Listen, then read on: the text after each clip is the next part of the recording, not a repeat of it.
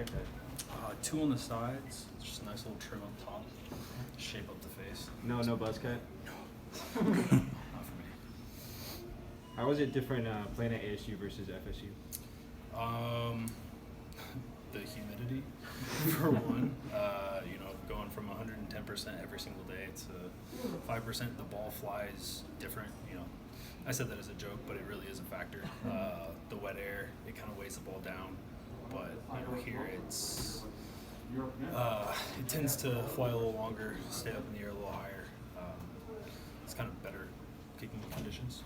How long did it take you to adjust to the Arizona heat and specifically adjust to how it affects the ball when you're kicking it? Adjusting to it in general, when I moved in, the day I moved into my apartment, it was 118 degrees, so it took me a little bit of time, but it just kind of came over time. It wasn't really anything that I focused on or anything, but just being outside, getting our conditioning and our lifts and kicking practice and all of that, it just kind of happened. Coach Logan said that after a full year of trying to make that transition back from punter to kicker, that it feels like you've really found your footing there. Where do you feel like you're at this year compared to last year, and how has that whole process gone for you? It's night and day from last year to this year. It's been kind of hard. I have on my phone, I have a home screen that says this is pointless, and it's kind of a straight line, and then it goes up. Because you kind of get in that rut sometimes of why am I doing this? I feel like I'm banging my head on a concrete wall. I'm not getting anywhere. But if you just stick to the process, which he's helped to keep me positive and keep me motivated that it's going to come, just keep working at it. And really near the end of spring ball, I really started to kind of find my stride, find everything, kind of get back to where I was coming out of high school, which I was probably the most confident I was ever. And then that spring ball at the end of it, and now I'm feeling good. What were the biggest things you wanted to work on in coming back this year? Consistency, hitting a ball over and over and over again. My confidence, from last season, because it really was a struggle, and it was a hard transition to come back to kicking after I hadn't done it in 3.5 years. Field goals. So consistency, just always improve on my ball height, my rotation, ball flight, just make sure it's straight, take all the movement out of it. Pretty much just everything. What would you say your goals are for this season going into it? I have extremely high expectations of myself. Even though I haven't started as a kicker in college, I know that I'm good. I know I have confidence in myself and what I can do. So my goals are to be above 90% for field goals, to be above 4.0 seconds of hang time on every one of my kickoffs, depending on the situation, what it calls for, to be the Lou Groza semifinalist and to win the Lou Groza. When you talk about hang time and accuracy, do you know where you've sort of been in relation to those benchmarks in camp? Yeah, they do a really good job. Coach Menenga and Coach Slocum do a really good job of taking all the information from practice, getting times, all the charts, all of that, and giving that to us so that we have that, and it's feedback that we get and can use for the next day and moving forward. I've been steadily increasing and hovering around right where I want to be. Is it a lot to do, if you have to do the punting to the punting, the place kicking, and the kicking off, is that almost too much to do? It's a lot, but there are plenty of guys that have done all three. I know one of my good friends, Tucker McCann, who was at Mizzou, he did all three. Austin Seibert at OU, another one of my good friends, he did all three. Very, very successful guys and very talented, but it's not too much for anybody. It is a lot, but it's not too much. What have you observed from Eddie and just how he's been able to kind of grow into the role that he has had to grow into as a punter? Whenever freshmen come in, especially freshman specialists, they don't really have a very deep knowledge of kicking, punting, the anatomy, the kinesiology of it all.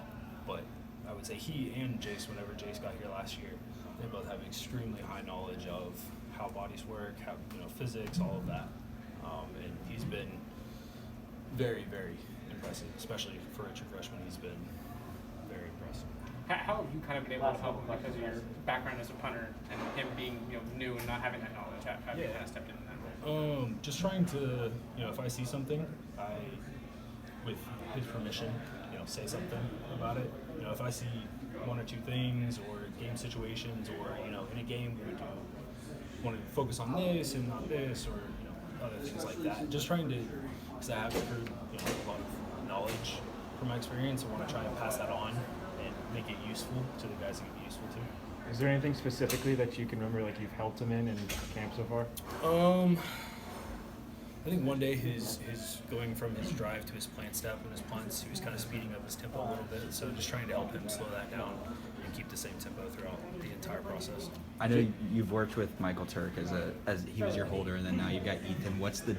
How long is the adjustment period of working with a new holder and them understanding what your rhythm is and all that? Yeah. First off, Ethan is a great athlete. He's a great teammate. He is a great competitor, and he wants to be great. He wants to help me be great, and he will do anything and ask me questions. If it's off by just a little bit, tell me. I want you to tell me what to do better. And, having that sort of want for feedback and constructive criticism and points and tips or whatever, that's huge. And he's made, from the first day that he's held, he's made such a monumental leap. And we go out now and it's spot on.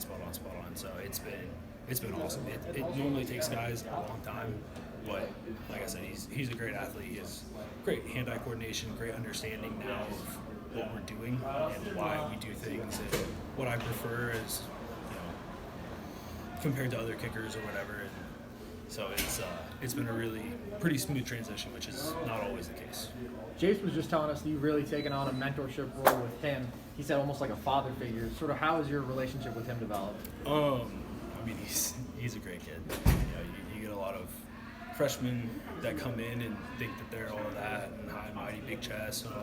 And he came in humble as could be, helped me pick up balls after we kick, helping me just do all the little things that it takes, and really have that want and desire to be better, to get better every day, to be great, and listening to me whenever I say things, asking me things, saying, hey, can you watch this on this kick or whatever, and then taking my feedback and actually applying it. Because some guys will ask, hey, can you do this or this, and then not care what you have to say, but he genuinely takes it and uses it, and it's been awesome. He's a great teammate.